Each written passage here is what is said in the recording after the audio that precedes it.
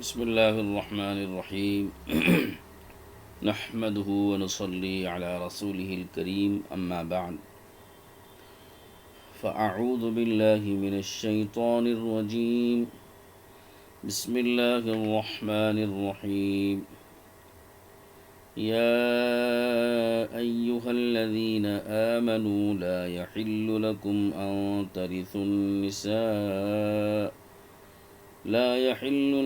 أن ترثوا النساء كرها ولا تعضلوهن لتذهبوا ببعض ما آتيتموهن إلا أن يأتين بفاحشة مبينة وعاشروهن بالمعروف فإن كرهتموهن فعسى أن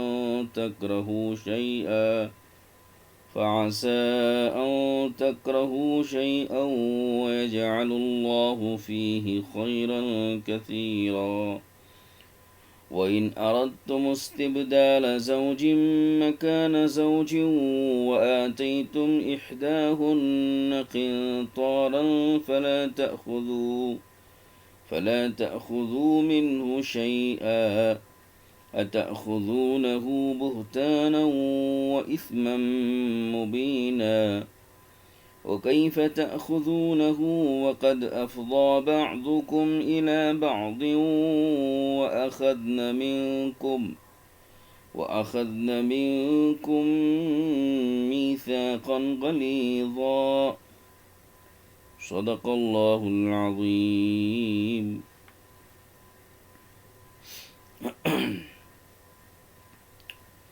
محترم خواتین اور دوستو بھائیوں، اور بالخصوص مدرسہ اصلاح البنات سے جڑی ہوئی طالبات اور ان کی متعلقہ خواتین اور دیگر عام خواتین، اس وقت میں ہماری حسب ترتیب سورہ نساء کی آیت نمبر 19، 20 اور 21 کی تفسیر چل رہی ہے، جو جمعرات کے معمول کو جو اتوار کے دن منتقل کیا گیا ہے اس کے مطابق گزشتہ ان آیات کی تھوڑی سی تفسیر آپ حضرات کے سامنے بیان کی جا چکی ہے۔ ان آیات میں ایک تو عورتوں پر ہونے والے ظلم جو زمانے جاہلیت میں ہوا کرتا تھا اس کی مذمت کی گئی، اور اس کے ساتھ ساتھ اس کے ضمن میں عورتوں کے ساتھ حسن سلوک کرنے اور ان کو نان و نفقہ صحیح طریقے سے ادا کرنے کی ترغیب اور حکم دیا گیا، اور نیز عورتوں کو جو شوہروں کی طرف سے یا ان کے رشتہ داروں کی طرف سے جو مال مہر کے طور پر دیا جاتا ہے یا مہر سے زائد جو مال دیا جاتا ہے، ہدیتاً دیتے ہیں یا بغیر ہدیے کے دیتے ہیں عاریتاً، تو اگر ان عورتوں سے تعلقات اگر ختم کرنا ہو تو اس مال کے واپس لینے کے متعلق کیا تفصیلات اور احکامات ہیں، ان سب چیزوں کو اس میں بیان کیا گیا ہے۔ تو اس لیے ہم نے عنوان قائم کیا کہ بیویوں سے مال واپس لینا کب جائز ہے اور اس کی حدود اور احکام کیا ہیں۔ تو عنوان تو بڑا مختصر ہوتا ہے مگر اس کے ضمن میں باتیں کافی ساری ہیں، تھوڑی تھوڑی کر کے ہم پیش کرنے کی کوشش کریں گے۔ پہلے قرآن پاک کی آیتوں کو دیکھتے جائیں، آیتوں کے ضمن میں ہی یہ احکامات بھی آپ کے سامنے لائیں گے۔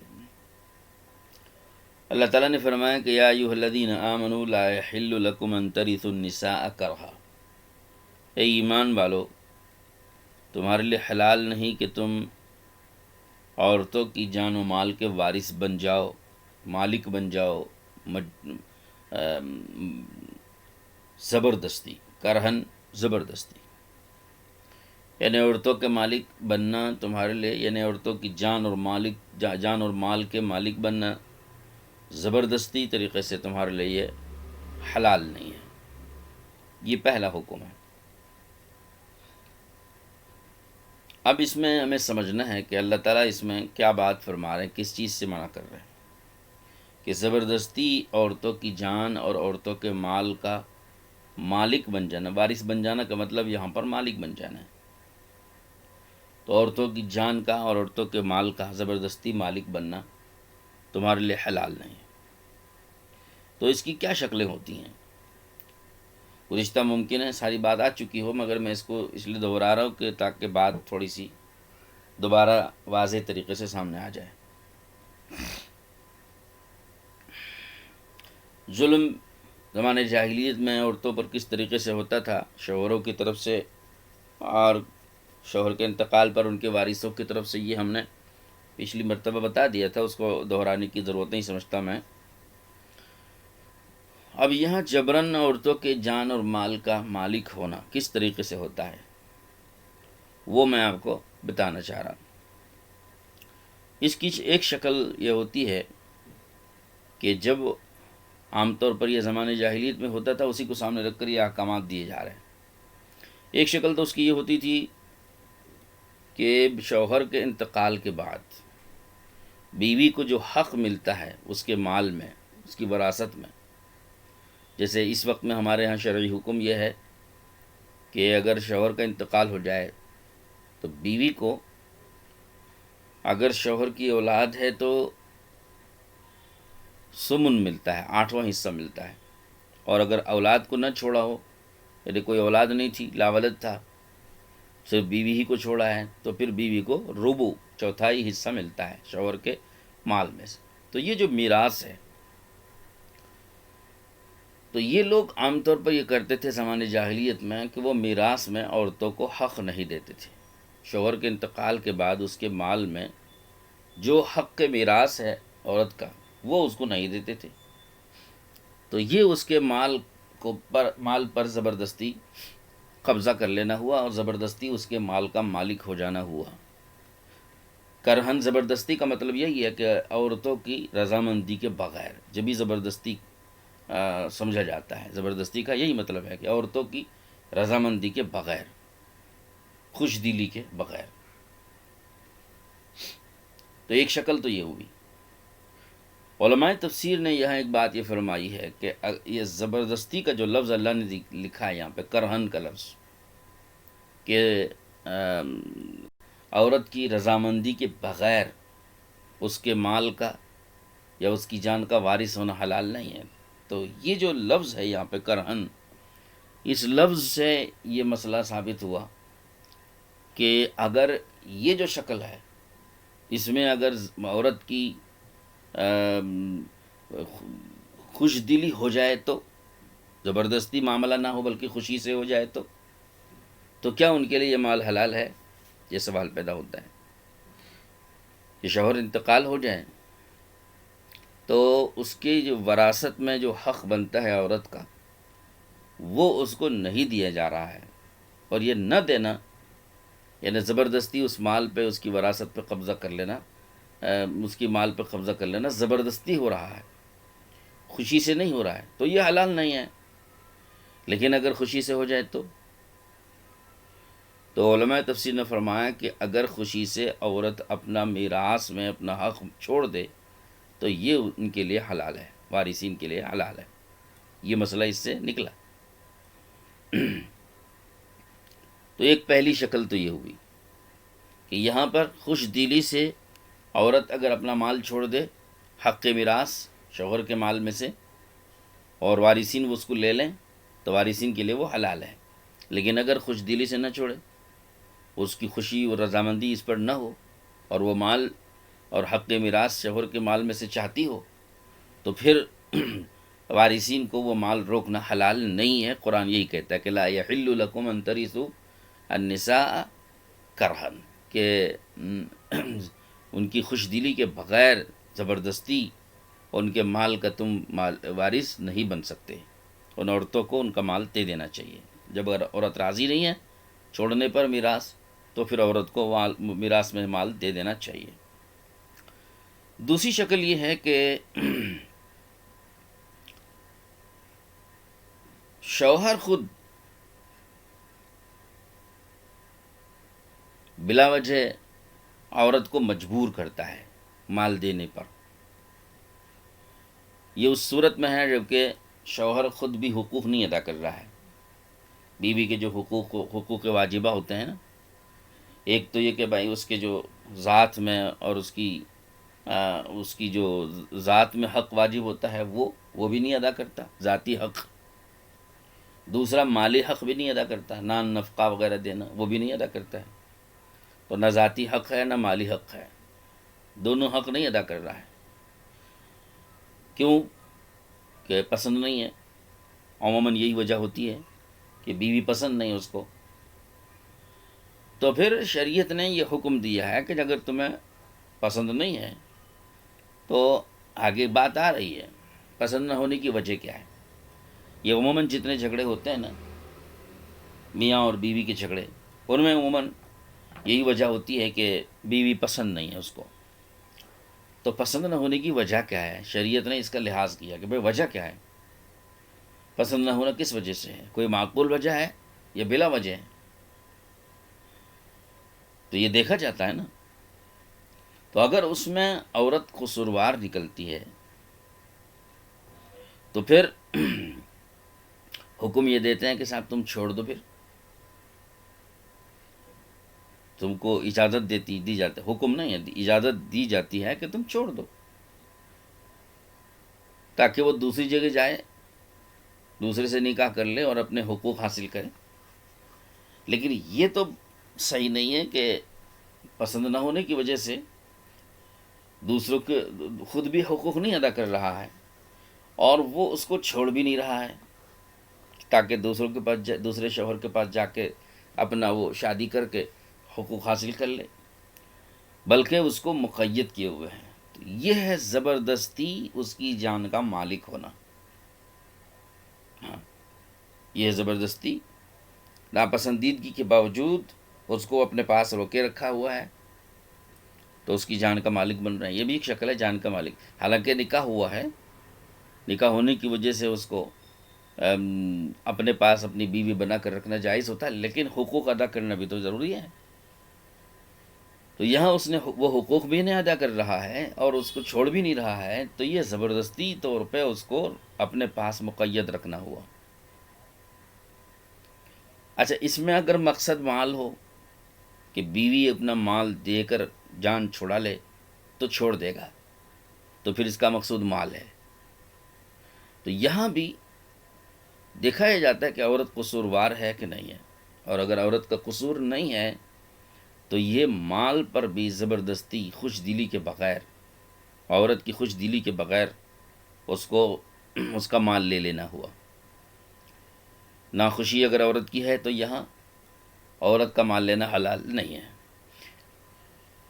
لیکن یہاں بھی وہی بات ہے جیسے پہلے گزری کہ اگر خوش دلی سے عورت کچھ مال دے کر شوہر سے چھٹکارا لے لے تو اس شوہر کو وہ مال لینا حلال ہے. قرآن کی اسی آیت سے یہ بات ثابت ہوئی کہ اللہ نے فرمایا کہ لا یحل لکم ان ترثوا النساء کرہا، کہ تم زبردستی عورتوں کے مال کے وارث مت بنو، مالک مت بنو. تو اس سے معلوم ہوا کہ اگر خوشی سے عورت اپنا مال دے کر اس سے چھٹکارا چاہتی ہے تو شوہر کو وہ مال لے لینا اور بیوی کو چھوڑ دینا حلال ہے، اور وہ مال اس مرد کے لیے حلال ہے. کہ دو مسئلے ہو گئے، دو صورتیں ہو گئیں. تیسری صورت یہ بیان کی ہے علماء نے تفسیروں میں کہ جب شوہر مر جاتا تھا تو جو شوہر کے وارثین ہوتے تھے اس عورت کو دوسرے مرد سے نکاح کرنے کے لیے چھوڑتے نہیں تھے، اپنے ہی پاس روکے رکھتے تھے. اب یا تو اپنے پاس روکنا اس وجہ سے ہے کہ وہ خود نکاح کر لیں، تو اگر نکاح ان کے لیے حلال ہے تو نکاح کر لینا چاہیے. لیکن یہ نکاح بھی نہیں کرتے تھے، نہ خود نکاح کر رہے ہیں اور نہ اس عورت کو چھوڑتے ہیں کہ جا کر دوسری جگہ وہ کسی مرد سے نکاح کر لے. دونوں کی اجازت اس کو نہیں دیتے ہیں، زبردستی روکے رکھتے ہیں. اس میں بھی ان کا مقصود مال ہوتا ہے. اگر مال اس کا مقصود ہے تو یہاں جو ہے ناخوشی کے ساتھ یعنی خوشی کے بغیر مال لینا ہوا تو یہ بھی زبردستی مال پر قبضہ، مال کا مالک بننا ہوا، کہ اس کی خوشی نہیں ہے، کہ اس کی خوشی کے بغیر اس کا مال لیا جا رہا ہے. تو اسی سے اللہ نے روکا کہ بھائی اس کی خوشی نہیں ہے تو تم بغیر اس کی رضامندی کے اس کے مال کو قبضے میں لے کر اس کو دکھا کرنے اور چھوڑ دینے پر آمادگی ظاہر کرنا یہ تمہارے لیے حلال نہیں ہے. تمہارا حق ہی نہیں کہ اس کو روکے رکھو، تمہیں تو چھوڑ دینا چاہیے، کہ تم تو اس کے مالک نہیں ہو، تمہیں تو چھوڑ دینا چاہیے. ایک شکل تو یہ ہے اس میں ایک دوسری شکل یہ ہوتی ہے کہ ان کا مقصود مال نہیں ہے، اس کو بس اپنے ذریعہ آمدنی بنانا ہے نوکرانی کی طرح سے. یعنی گویا جس طرح ایک میت کا مال میراث بن کر کے ان کی ملکیت میں آتا ہے، تو اس بیوہ کو بھی اپنی میراث سمجھتے تھے کہ یہ بھی حق میراث ہے. تو جس طرح مال کے مالک ہو جاتے تھے میراث میں، اسی طرح سے اس بیوی کے بھی، بیوہ عورت کے بھی مالک بن جاتے تھے. اس کو نہ خود نکاح کیا نہ دوسرے سے نکاح کرنے دیا، اپنے ہی پاس مقید رکھتے تھے. تو یہ جان کا مالک بننا ہوا زبردستی جان کا مالک بننا ہوا، تو یہ بھی حلال نہیں ہے، حرام ہے. یہاں اس صورت میں ایک بات یہ فرمائی علماء نے کہ کرہن کا لفظ یہاں بھی اللہ نے فرمایا کہ اس کی رضامندی کے بغیر اس کی جان کے مالک بننا تمہارے لیے حلال، یعنی حلال نہیں ہے. مالک بننے کا مطلب اس کو روکے رکھنا اپنے پاس زبردستی، اس کی خوش دلی کے بغیر.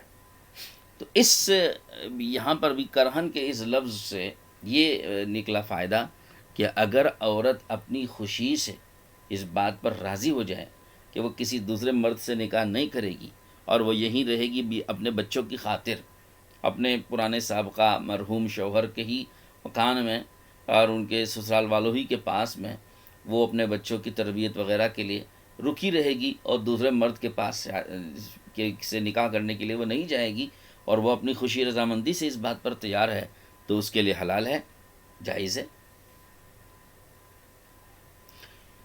یہ 3 صورتیں ہو گئیں. چوتھی صورت علماء نے یہ لکھی ہے کہ یہ لوگ جس طرح شوہر کے انتقال کے بعد اس کے مال کا اپنے کو وارث سمجھتے تھے، اسی طرح سے اس بیوہ عورت کو بھی اپنی میراث سمجھ کر کے اس کے مالک بن جاتے تھے.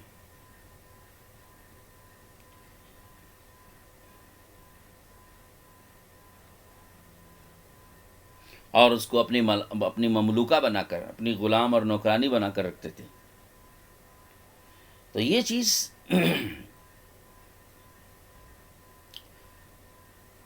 یہ تو تقریباً سمجھیے کہ ایک بیان واقعہ ہے. یہ بیان واقعہ ہے کہ جو واقع ہوتا تھا اس کو یہاں بیان کیا گیا کہ اس کے شوہر کے انتقال کے بعد اس کو بھی میراث سمجھ کر اور زبردستی اپنے پاس مقید رکھتے ہیں.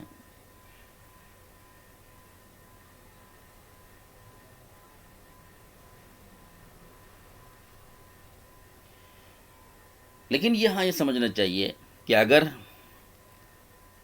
خوشی سے عورت اپنے آپ کو ان کی مملوکہ بنانے پر تیار ہو جائے تو کیا یہ جائز ہوگا؟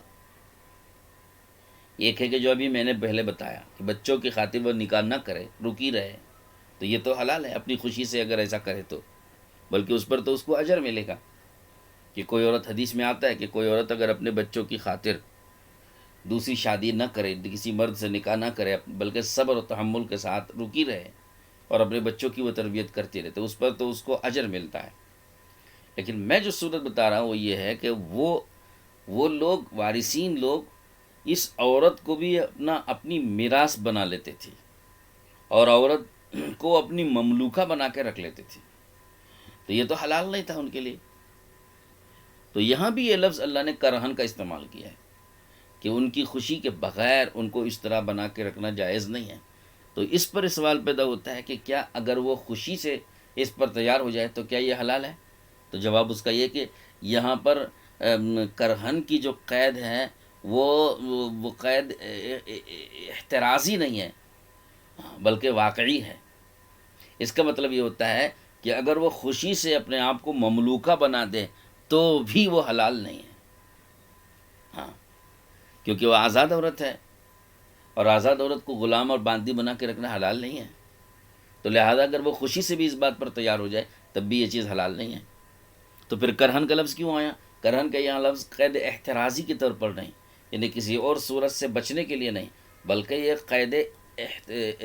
قید جو ہے واقعی ہے، یعنی واقعہ ایسا ہوا کرتا تھا، اس لیے اس کو بیان کیا ہے۔ اس کا یہ مطلب نہیں کہ اگر خوشی سے وہ اس پر تیار ہو جائے تو جائز ہو جائے گا، یہ مطلب اس سے نہیں بنے گا۔ بہرحال کچھ صورتوں میں عورت کی خوشی رضامندی سے مال کا مالک بنا دینا اور دوسروں کا مالک بن جانا، یہ خوشی کی صورت میں تو جائز ہے، اور عدم رضامندی کی صورت میں ناجائز ہے۔ لیکن یہ ایک صورت ایسی ہے کہ جہاں پر خوشی سے بھی عورت اپنے آپ کو ان کا مالک نہیں، ان کی مملوکہ نہیں بنا سکتی، ہاں، کیونکہ یہ چیز حلال نہیں ہے۔ اور اسی طرح اسی کے ضمن میں وہ بھی مسئلہ ہے کہ شوہر کا جو بیٹا ہوتا تھا، پہلی بیوی سے بیٹا، وہ بیٹا اس کو اپنی مملوکہ سمجھ کر اس سے خود نکاح کر لیتا تھا، اپنا حق اپنے کو حقدار سمجھ کر، کہ جس طرح باپ کی میراث میں یہ حقدار سمجھا جاتا ہے، اسی طرح سے باپ کی اس بیوی کو بھی میراث سمجھ کر اپنے آپ کو حقدار سمجھ کے اس باپ کی بیوی سے خود نکاح کر لیتا تھا جو بیٹا تھا۔ تو یہ بھی اگر یہ زبردستی ہو تب بھی حرام ہے، اور اگر خوشی سے ہو تب بھی حرام ہے۔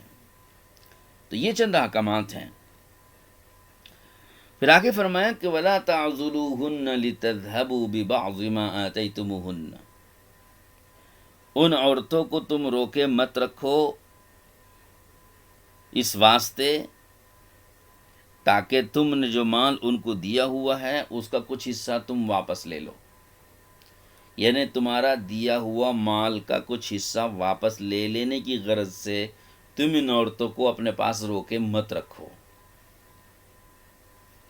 اس کا کیا مطلب ہے؟ یہاں بھی مردوں کو اور ساتھ ساتھ ان وارثین کو بھی یہ حکم دیا جا رہا ہے کہ جو مال تم نے دیا ہوا ہے اس کا کچھ حصہ واپس لے لینے کی غرض سے ان کو اپنے پاس روکے مت رکھو، بلکہ ان کو چھوڑ دو۔ اس میں بھی کچھ صورتیں داخل ہیں۔ پہلی صورت تو یہ ہے کہ میت کے جتنے وارثین ہیں، یہ وارثین لوگ اس بیوی کو نکاح کرنے نہیں دیتے، روکے رکھتے ہیں اپنے پاس، یعنی عدت گزرنے کے بعد تو وہ عورت با اختیار ہے نا، جب شوہر مر گیا تو عدت پوری ہونے تک تو اس کو روکے رہنا ہے، لیکن عدت کے پوری ہونے کے بعد وہ با اختیار ہے، کسی اور جگہ نکاح کر سکتی ہیں۔ لیکن وارثین جو دوسرے وارثین ہیں مرد کے، وہ اس کو نکاح کرنے کی اجازت نہیں دیتے، روکے رکھتے ہیں اپنے پاس۔ تو ایک صورت تو یہ ہوئی کہ نکاح کرنے نہیں دے رہے ہیں۔ دوسری صورت اس کی یہ کہ خود جو خاوند ہے اور شوہر ہے وہ نہ حقوق ادا کر رہا ہے اور نہ وہ چھوڑ رہا ہے بیوی کو تاکہ وہ جا کر دوسرے سے نکاح کر لے۔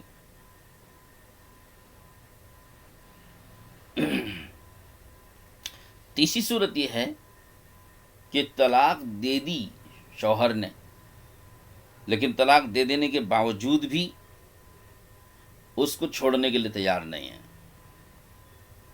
تاکہ وہ دوسری جگہ جا کے نکاح کر لے، چھوڑنے کے لیے تیار نہیں ہے۔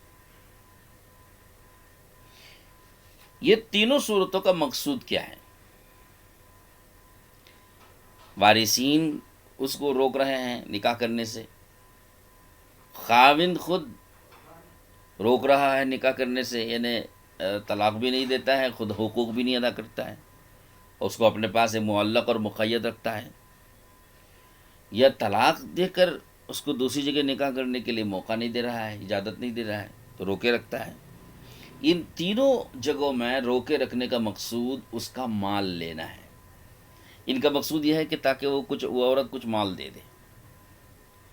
اب کچھ مال دے دے کا مطلب کیا ہوتا ہے؟ بِبَعْضِ مَا آتَيْتُمُوهُنَّ. قرآن نے یہ کہا کہ اس مال سے مراد وہ مال جو مال خود ان لوگوں نے اس عورت کو دے رکھا ہے. شوہر نے عورت کو دے رکھا ہے یا دینے کا معاہدہ کیا ہوا ہے.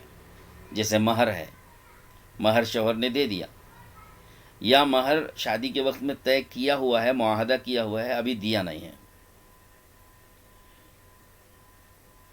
یا اس سے اوپر، مہر سے اوپر، مہر سے زائد، تحفتاً اور ہدیتاً شوہر نے دیا یا شوہر کے رشتہ داروں نے دیا بیوی کو.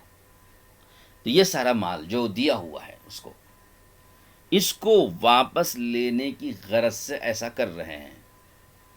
وہ واپس لینا چاہتے ہیں تاکہ وہ عورت کچھ مال جو دیا ہوا ہے اس کو شوہر کی طرف سے یا شوہر کے رشتہ داروں کی طرف سے وہ مال ان کو دے دے اور دے کر وہ چلی جائے. تو اس وجہ سے روکے رکھ رہے ہیں، اس کو مقید کرتے ہیں. اب یہاں پر سمجھنے کی چند چیزیں ہیں. یہ جو مال ہے جو انہوں نے دیا ہوا ہے اس کو جو واپس لینا چاہتے ہیں اور واپس لینے کی غرض سے اس طرح کر رہے ہیں اس عورت کے ساتھ، تو کیا ان کے لیے یہ بات جائز ہے یا ناجائز ہے؟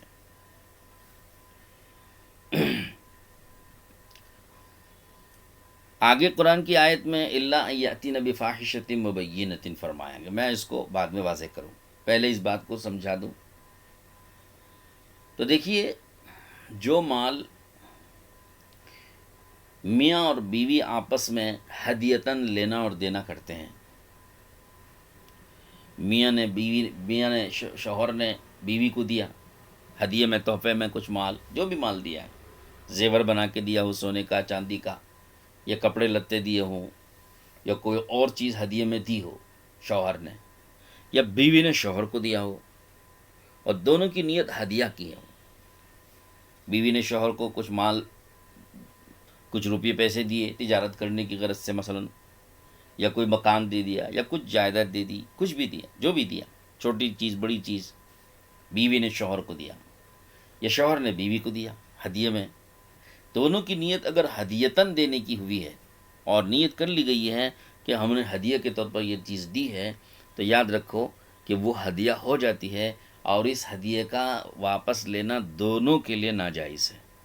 بیوی نے شوہر کو دیا ہو یا شوہر نے بیوی کو دیا ہو ہدیہ میں، ہدیے کی نیت کے ساتھ، تو اس کا واپس لینا حلال نہیں ہے، جائز نہیں ہے. بڑی سخت مذمت حدیث پاک میں آئی ہوئی ہے، اور فرمایا گیا کہ صاحب ہدیہ دے کر واپس لینا ایسا جیسا اپنا قے کرنے کے بعد اسی قے کو چاٹ لینا. تو بڑی سخت مذمت ہے. تو اس کو برا سمجھا گیا. اب رہ گیا دوسرا مال جو بغیر ہدیے کی نیت کے دیا ہو. عاریتاً دیا ہے شوہر نے، یہ شوہر والوں نے عاریتاً مال دیا اس کو زیور پہننے کے لیے. جیسے آج کل رواج بھی بن گیا ہے کہ زیور ایک تو مہر کا ڈالا جاتا ہے، مالک وہ تو اس کی مالک ہوتی ہے، لیکن مہر سے زائد بھی کچھ زیور شوہر کی طرف سے ڈالا جاتا ہے. تو یہ عام طور پر عرف یہ ہے یہاں پر کہ اس میں مالک بنانے کی نیت نہیں ہوتی، بلکہ وہ عاریتاً ڈالا جاتا ہے. تو جو مال عاریتاً ڈالا گیا شوہر کی جانب سے بیوی کو، اس مال کے لینے کی واپس لینے کی اجازت ہوتی ہے، کیونکہ وہ عاریتاً ڈالا گیا، اس میں ہدیے کی نیت نہیں ہے، تو عورت مالک نہیں بنے گی. وہ مال واپس لیا جا سکتا ہے، چاہے طلاق ہو جائے، خلا ہو جائے، علیحدگی ہو جائے، یا یہ کہ مل کے رہیں، تب بھی واپس شوہر اس کو لینے کا حقدار ہے، کیونکہ وہ عاریتاً چیز استعمال کرنے کے لیے دی گئی تھی، تو واپس لے سکتا ہے، مالک نہیں بنایا گیا تھا. اسی طرح بیوی نے شوہر کو کچھ دیا تھا مال، بطور قرض دیا، بطور عاریت دیا کہ آپ استعمال کرو، بعد میں کسی وقت ضرورت پڑے گی تو لے لیں گے. بیوی نے استعمال کی اجازت دے دی، تو شوہر کے پاس وہ مال عاریتاً ہے، شوہر اس کا مالک نہیں بنے گا. تو بیوی جب مانگے گی واپس دینا پڑے گا. تو عاریتاً ڈالی ہوئی چیزیں میاں بیوی کی، وہ اس میں ملکیت نہیں ہوتی ہے، اور اس کو واپس دینا دینا جو ہے ضروری ہے، اور واپس دینے والے کا واپس مانگنا اور واپس لینا جائز ہے۔ ایک صورت تو یہ ہو گئی۔ اسی طرح سے اب جو مہر ہے جو ڈالا جاتا ہے شوہر کی جانب سے بیوی کو، یہ مہر تو عوض ہوتا ہے۔ جو بیوی سے آدمی اپنی خواہش نفسانی جو پوری کرتا ہے، اس کا اس عورت کا اپنے آپ کو اس چیز کے لیے، اس کام کے لیے حوالے کر دینا، ہاں، اور اس چیز کا مرد کو مالک بنا دینا، ہاں، یہ اس چیز کے عوض میں یہ مہر واجب ہوتا ہے۔ تو لہذا اس مہر کو واپس لینے کے متعلق تھوڑی تفصیل ہے۔ یہ واپس لینا مہر کب جائز ہوتا ہے، کب ناجائز ہوتا ہے، میں ابھی بتاؤں گا انشاءاللہ۔ تو اب یہاں فرمایا کہ وَلَا تَعْضُلُوهُنَّ لِتَذْهَبُوا بِبَعْضِ مَا آتَيْتُمُوهُنَّ، ان عورتوں کو اپنے پاس مقید کر کے روکے ہوئے مت رکھو اس غرض سے تاکہ تم اپنا دیا ہوا مال ان سے واپس لو۔ اپنا دیا ہوا مال واپس لینے کی غرض سے روکے مت رکھو۔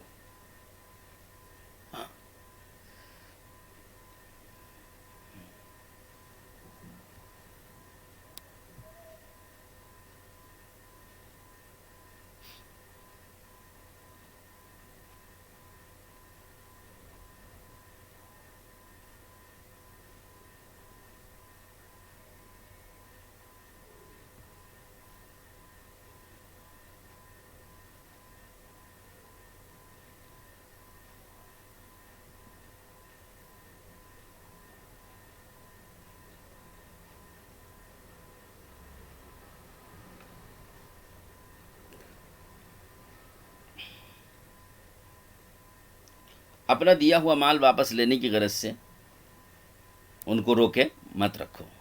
الا ان یاتین بفاحشۃ مبینہ، الا یہ کہ وہ کوئی فحش اور بے حیائی کا کام کریں، تب تو تمہیں اجازت ہے۔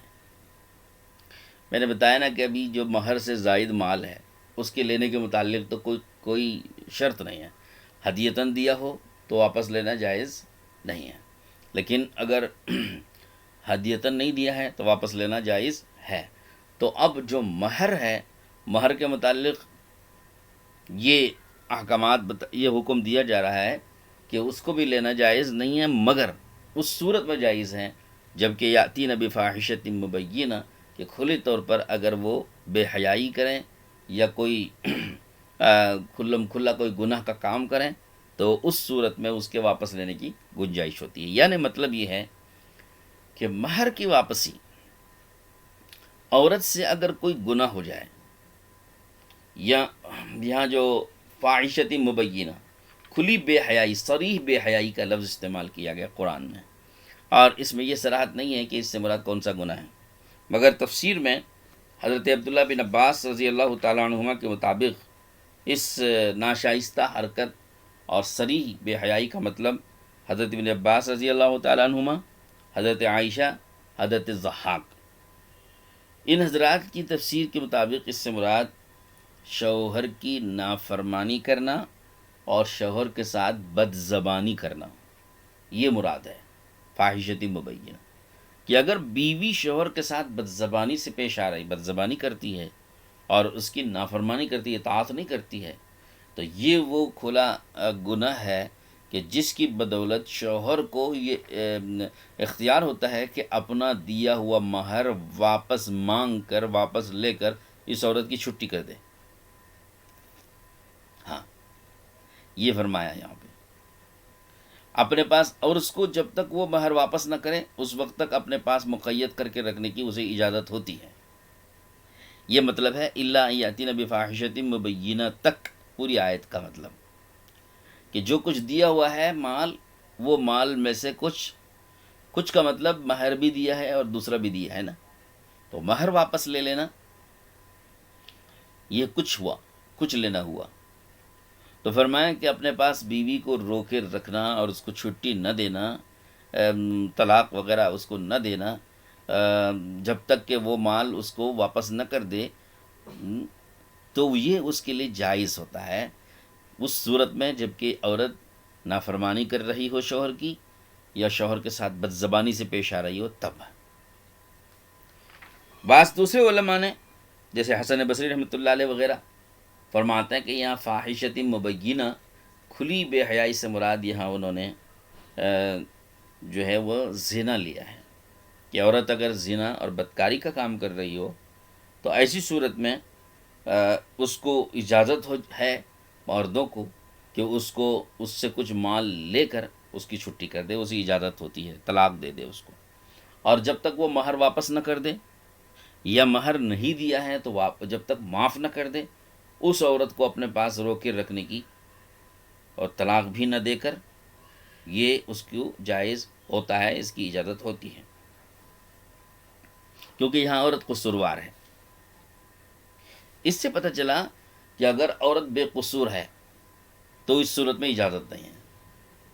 ہاں، علماء نے لکھا ہے کہ اگر یہاں اس لیے کہ الا ان یاتین بفاحشۃ کا استثناء اگر آپ نکالیں گے تو مطلب یہ ہوا کہ صاحب اس عورت نے کوئی بے حیائی کا کام نہیں کیا، کوئی زنا و بدکاری نہیں کی، یہ شوہر کی وہ نافرمان نہیں ہے اور شوہر کے ساتھ بدزبانی نہیں کرتی ہے، تو اب ایسی صورت میں زبردستی اس عورت کو حق بھی نہ ادا کر کے طلاق بھی نہ دے کر اپنے پاس روکے رکھنا یہ درست نہیں ہے، اسی سے منع کیا گیا۔ اور اس میں اگر مقصود مال لے لینا ہے، یعنی مہر لینے کی غرض سے، جو مال دیا ہوا ہے، مہر دیا ہوا ہے، وہ مہر واپس لینے کی غرض سے ایسا کر رہا ہے تو اس کی اجازت نہیں ہے۔ تو معلوم یہ ہوا کہ عورت اگر قصوروار نہیں ہے تو اس عورت سے مہر واپس لے کر طلاق دینا بھی جائز نہیں، بلکہ یا تو حق ادا کرو، نہیں تو طلاق دے دو، اور اس طلاق کے عوض میں مال لینے کی اسے اجازت نہیں ہوگی، کیونکہ یہ عورت قصوروار نہیں ہے، عورت بے قصور ہے۔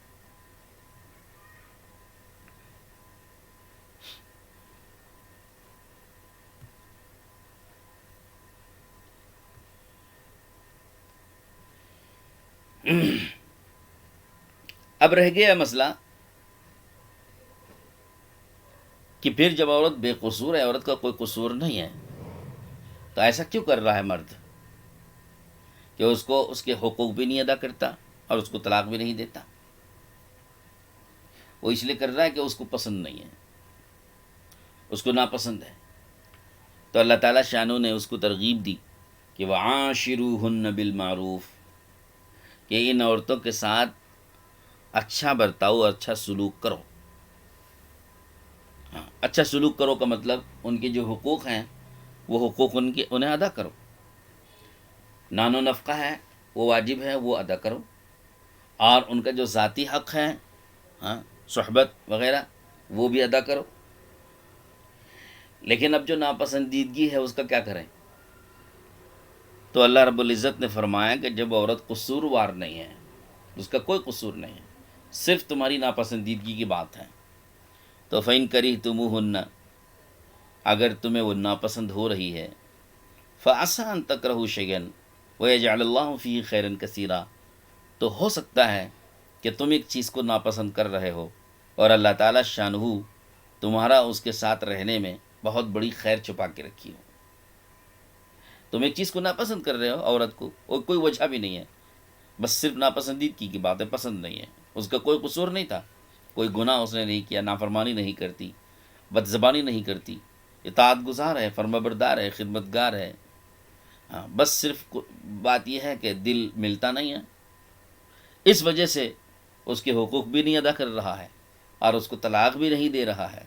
ہاں، تو یہاں ترغیب اس کو دی گئی کہ دیکھو ایسی صورت میں تمہیں چاہیے کہ تم اس کے ساتھ حسن سلوک کرو، اور اس میں جو تمہاری ناپسندیدگی کی بات ہے اس پر تم صبر کرو، اس پر تم صبر کرو اور اس کو گوارا کر لو، کیونکہ ہو سکتا ہے کہ تم ایک چیز کو ناپسند کر رہے ہو، لیکن اگر تم صبر سے کام لوگے اور ان کے ساتھ حسن سلوک برقرار رکھو گے تو اللہ تعالیٰ اس میں بہت بڑی خیر تمہارے لیے چھپا کے رکھا ہوگا۔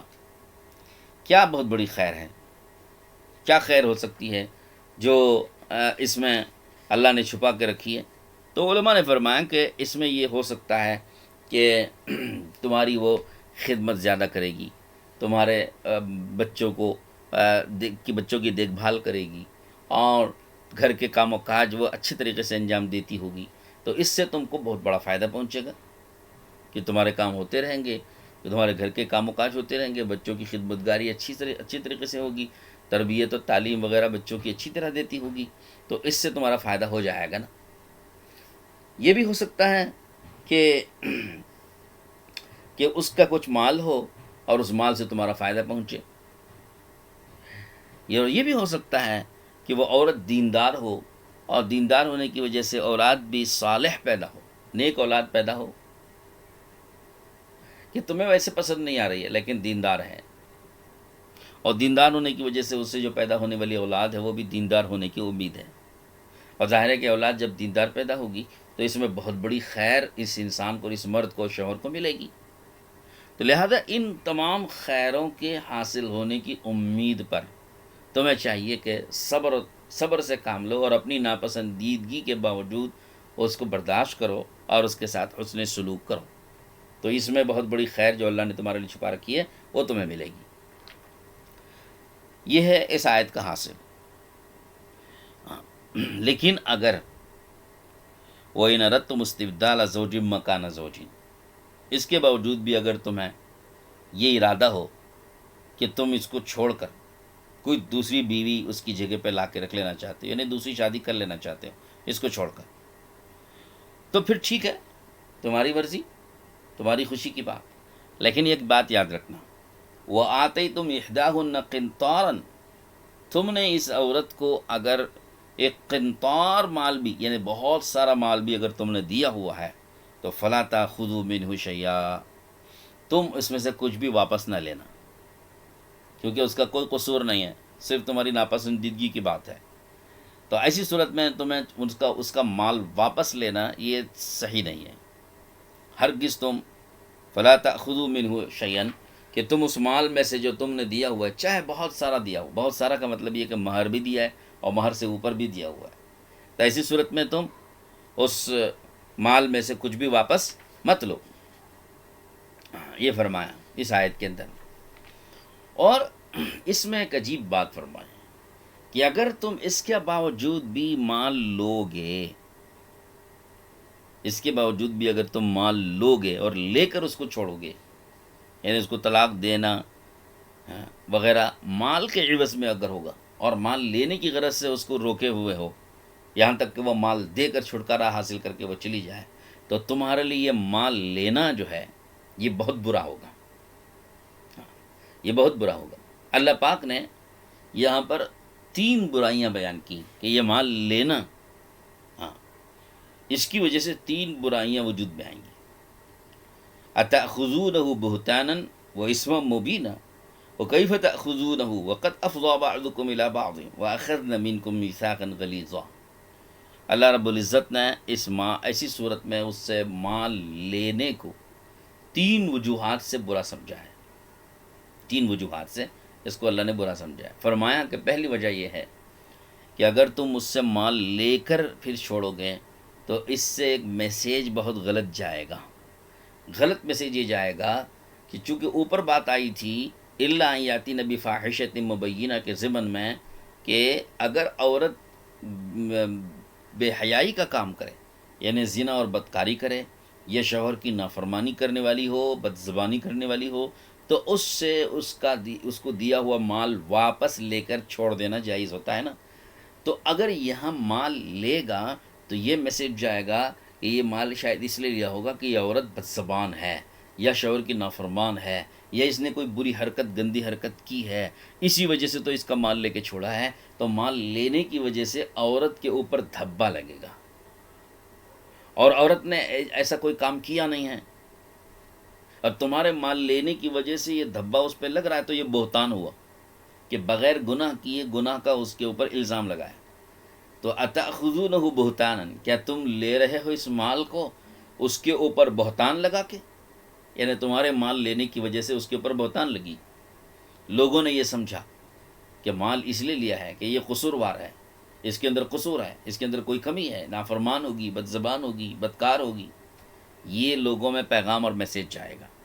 تو اللہ نے فرمایا کہ تمہارا یہ لینا صحیح نہیں ہے، اگر لوگ ہیں تو یہ تمہارا لینا عورت کے اوپر بہتان باندھنے کی طرح ہوگا۔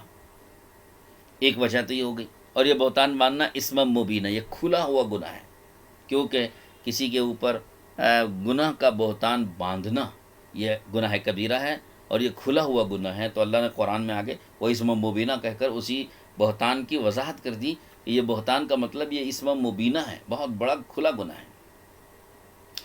دوسری وجہ یہ بیان کی کہ وَكَيْفَ تَأْخُذُونَهُ وَقَدْ أَفْضَىٰ بَعْضُكُمْ إِلَىٰ بَعْضٍ، اللہ نے فرمایا کہ تم غیرت مند مرد، کیا تمہیں اس میں غیرت نہیں آتی کہ تم نے اس عورت کے ساتھ شباشی کی ہے، اس عورت سے صحبت کی ہے، ایک مدت تک اس سے لطف لیا ہے، لذت لی ہے، مزے اڑائے ہیں، تو تمہاری غیرت کیسے گوارا کر رہی ہے کہ اس عورت کی بضاعت سے اور اس کے اس مقام سے تو تم نے خوب فائدہ اٹھایا، اس کے عوض میں جو مہر دیا طے ہوا تھا وہ مہر تم نے اس کو نہیں دیا، بلکہ وہ مہر واپس لے رہے ہو۔ تو تمہیں غیرت کیسے ہوئی؟ کیسے تمہاری غیرت تمہیں گوارا کر رہی ہے اس بات کو کہ تمہارے اندر اس کی غیرت نہیں ہے؟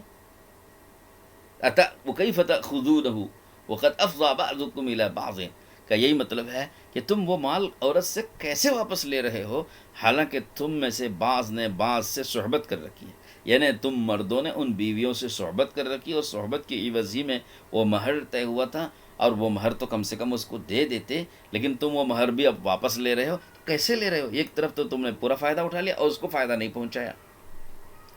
تو یہ اللہ نے غیرت دلائی، تو اس وجہ سے بھی اس مال کے لے لینے کو یہاں اللہ نے برا سمجھا۔ دوسری وجہ ہو گئی۔ تیسری وجہ وَأَخَذْنَ مِنْكُمْ مِيثَاقًا غَلِيظًا، تیسری وجہ لینے سے ممانعت کرنے کی یہ ہے کہ ان عورتوں نے تم سے ایک مضبوط عہد اور وعدہ تم سے کر رکھا ہے، تم سے ایک مضبوط عہد و پیمان لے رکھا ہے۔ یہ نکاح کے وقت میں ہے، جب نکاح کی مجلس ہوئی تھی تو مجلس نکاح میں عورت نے تمہارے سے نکاح کو قبول کر کے یہ مضبوط معاہدہ تم سے زندگی گزارنے کا، تمہارے ساتھ جینے کا اس نے کر رکھا ہے۔ اس کی خاطر بھی دیکھا جائے کہ جب اس نے یہ معاہدہ تمہارے سے کر رکھا ہے، تم اس معاہدے کو توڑ رہے ہو، اس حیثیت سے بھی تمہارا اس سے مال لینا درست نہیں ہے۔ یہ تین وجوہات ہیں جس کی بنا پر بے قصور عورت سے اس کو طلاق دے کر اس کے عوض مال لے لینے کو برا سمجھا گیا ہے۔ ہاں، یہ ان آیتوں کا حاصل تھا جو میں نے آپ کے سامنے پیش کیا۔ اللہ تعالیٰ سے امید ہے کہ اللہ تعالیٰ ہم سب کو ضرور اس کی سمجھ بھی نصیب فرمائے گا، اور ان پر عمل کرنے کی بھی اللہ تعالیٰ ہم سب کو توفیق نصیب فرمائے گا۔ یہ اس میں باریک باریک مسائل ہوتے ہیں، تھوڑے تھوڑے سے فرق سے مسائل اور احکام بدل جاتے ہیں، تو غرض جتنے احکام اور مسائل ان آیات کے ضمن میں صریح طور پر واضح طور پر سامنے آ رہے تھے وہ تو ہم نے بیان کیے۔ باقی فقہاء کرام، حضرات فقہاء کرام نے اس میں جو تفصیلی طور پر جو مسائل بیان کی ہیں وہ کتب فقہ میں موجود ہیں۔ ہم سب کو چاہیے کہ ان کتب فقہ سے مراجعات کریں، رجوع کریں، اور وہاں سے اس کے تفصیلی احکام معلوم کر کے اس پر عمل کرنے کی کوشش کریں۔ وآخر دعوانا ان الحمد للہ رب العالمین۔